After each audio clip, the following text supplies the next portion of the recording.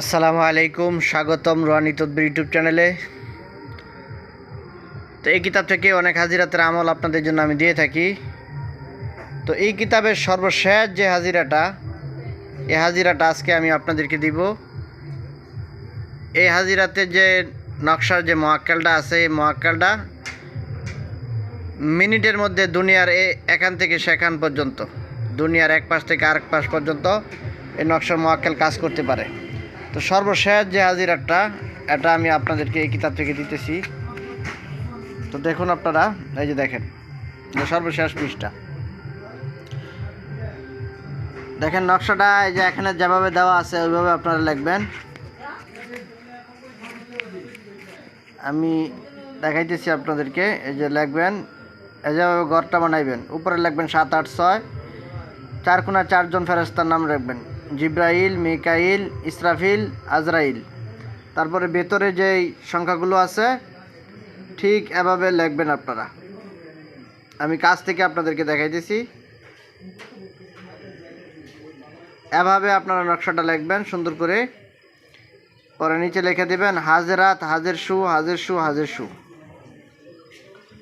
তো আপনারা দেখেন এখানে তরিকা নিয়মটা দেওয়া আছে। मांदरजा बेला नक्श को लेकर दरमियान के खाना में काजल या काली स्याही लगाकर और उस पर आतर लगाकर बच्चे को गौर से देखने को कहे। এই নকশার আপনাদেরকে কোনো জাকাত দিতে হবে না।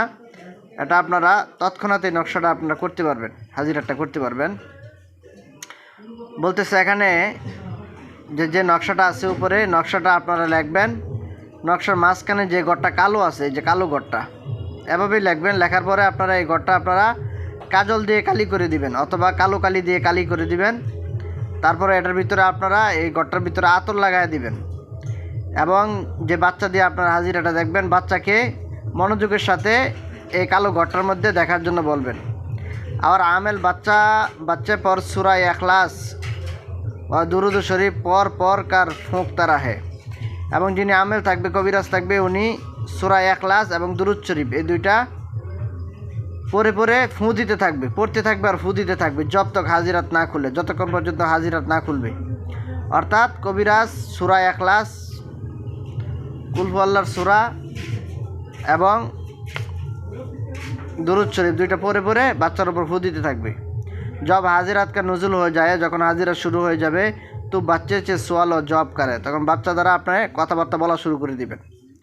বাচ্চা সব শুনতে পারবে মোয়াক্কেলটা কী বলবে। এ নেহায়াত জবরদস্ত আর তক তার হাজিরাত হ্যাঁ, এটা অনেক জবরদস্ত এবং শক্তিশালী একটা হাজিরাত।